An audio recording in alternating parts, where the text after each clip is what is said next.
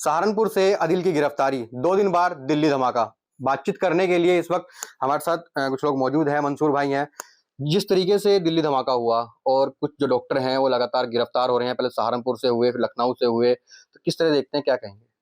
देखिए, मेरा तो ये कहना है, आतंकवाद कहीं भी हो, चाहे किसी भी मज़हब में हो, चाहे कोई भगवा नाम दे या चाहे इसे इस्लामिक आतंकवाद कहे, मैं उसकी आपके माध्यम से घोर भर्त्सना करता हूँ, घोर निंदा करता हूँ। दूसरी बात, मैं मुस्लिम हूँ, मेरा कलाम पाक, मेरा इस्लाम मुझे ये सिखाता है कि जिस देश में रहो, जिस देश का अन्न खाओ, जिस देश का जल आप पानी पियो, उसकी रक्षा के लिए, उसकी तरक्की के लिए अपनी गर्दन कटवा लो या सामने वाले दुश्मन की गर्दन काट दो। तो मेरा तो सिर्फ ये मानना है, मैं अगर इस्लाम को मानता हूँ, कलाम पाक और इस्लाम ये कहता है कि जिस देश में रहो, उस देश की रक्षा के लिए अपने प्राण न्यौछावर कर दो। और ऐसे बहुत सारे उदाहरण हैं। आप दिल्ली इंडिया गेट पे जाइए, इस देश को आज़ाद कराने में, देखिए आज़ादी, आज हमने 15 अगस्त सन 1947 को आज़ादी पाई। आज़ादी से पहले क्या थे हम लोग? आज़ादी से पहले हम सब लोग हिंदुस्तानी थे। आज देश आज़ाद हो गया। आज आज़ादी के बाद हम हिंदू, मुस्लिम, सिख और ईसाई में बँट गए। तो इस आज़ादी को जो पाने में, मैं जो सहारनपुर में खड़ा हूँ, आप सहारनपुर की बात कर रहे हैं, डॉक्टर अदील की बात कर रहे हैं। 30 मई सन 1866 को दारुल उलूम बना। और वो दारुल उलूम क्यों बना? क्योंकि जब 1857 का गदर हुआ, उसके बाद एक ऐसे अदारे की ज़रूरत थी जहाँ से स्वतंत्रता सेनानी निकल सकें। उस दारुल उलूम को गंगोही साहब ने उसकी संग बुनियाद उस पे रखी कि देश की रक्षा के लिए, देश को अंग्रेज़ों से आज़ादी के लिए एक ऐसे अदारा बनाया जाए, जहाँ रेशमी रुमाल की तहरीक यहीं से निकली। 1915 से 16 में रेशमी रुमाल की तहरीक।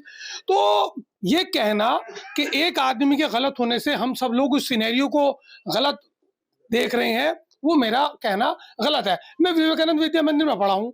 हमारी जो प्रेयर होती थी या हमारी जो अंताक्षरी होती थी जैसे माँ से बोला कि माला फेरे जुग फिरा, फिरा ना मन का पेड़, कर का मन का डारी थे, मन का पेड़, और ऐसे रेमियन धागा प्रेम का जो तोड़े तित पार।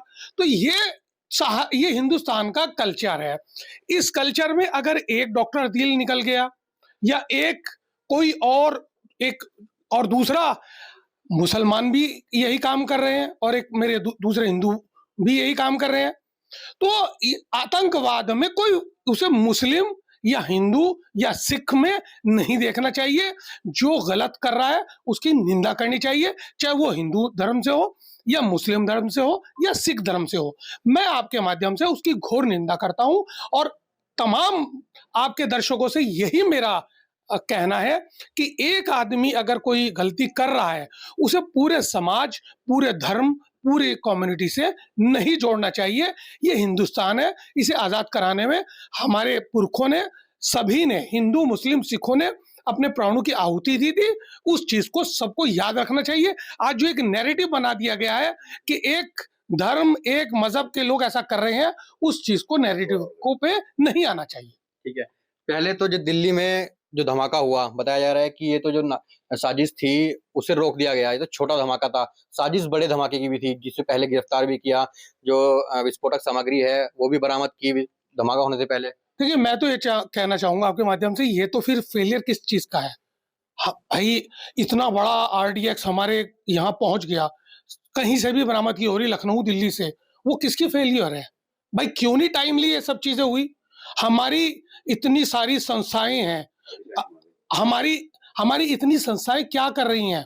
देश की प्रहरी, देश में इतना बड़ा आरडीएक्स का जखीरा हो गया या अमोनियम साइनेट आ गया या तमाम जो भी चीज, किसी चीज को बनाने के लिए, बम बनाने के लिए या खुदा न खास्ता कोई चीज के लिए प्रयोग हो रहा, वो चीज आ गई। वो कैसे आ गई? लखनऊ और दिल्ली तक कैसे आ गई? उन्हें पहले ही सीमा पार पर ही क्यों नहीं रोका गया? इसके लिए भी एक क्वेश्चन मार्क जरूर है। और हमें ऐसे आगे ना हो। हिंदुस्तान अमन का मुल्क है। हमारे पड़ोसी अगर ऐसे काम कर रहे हैं तो उन्हें सबक भी सिखाने का काम केंद्र सरकार करे, ऐसा मेरा आपके माध्यम से मेरा सी मांग है। ठीक। आपका नाम? मेरा नाम कमाल मलिक। कमाल जी, आप किस तरह से देखते हैं ये जो आतंकी जो है वो गिरफ्तार हो रहे हैं एक के बाद एक? जी, ये जो कुछ हो रहा है बहुत गलत है। इसकी निष्पक्ष जांच होनी चाहिए और जो दोषी है उसको सजा होनी चाहिए। चाहे वो हिंदू हो या मुस्लिम हो। यहाँ पे जो अमन हिंदू मुस्लिम का भाईचारा है वो बहुत अच्छा है। हर जगह हिंदू मुस्लिम भाईचारा बहुत अच्छा है। ये बहुत गलत है, इसकी निष्पक्ष जांच होनी चाहिए सर। आपका नाम? बिलाल। बिलाल जी, आप कैसे क्या कहेंगे इसको लेकर? नहीं, हम तो यही कहना चाहेंगे कि कोई भी हो, इसमें कोई बेगुनाह ना फंसना चाहिए, कोई बेगुनाह ना पकड़ा जाना चाहिए। जो जिसने कोई ये गुनाह किया हो उसे सजा मिलनी चाहिए बस।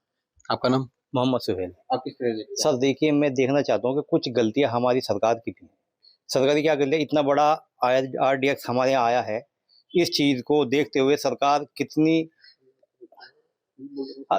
पक्ष में है। क्या है कि कुछ लोगों ने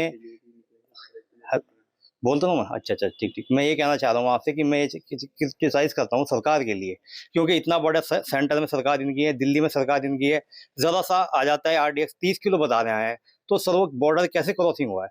तो जाहिर बात है कुछ लोगों की मिली भगत होगी, इसीलिए है। इसमें कोई भी देखो, हिंदू भाई भी मरे, मुसलमान, मुझे बहुत ही खेद है, मैं बहुत ही मतलब इस दिल से मैं बहुत ज़्यादा आहत हूँ कि इतनी बड़ी घटना हो गई। ऐसी घटना हमारी शहर में भी हो सकती है, तो मेरी सरकार से ये है कि सरकार इस चीज़ को रोके। आपका नाम? वसीउर रहमान। मैं ये बोलूँगा कि एक इंसान का कत्ल पूरी इंसानियत का कत्ल है, और ये बेगुनाह लोगों को जो मारा गया, ये बड़ा अफसोस की बात है। इसकी प्रॉपर इंक्वायरी होनी चाहिए, और जो भी लोग इसमें जिम्मेदार हैं उन्हें सख्त से सख्त सज़ा मिलनी चाहिए।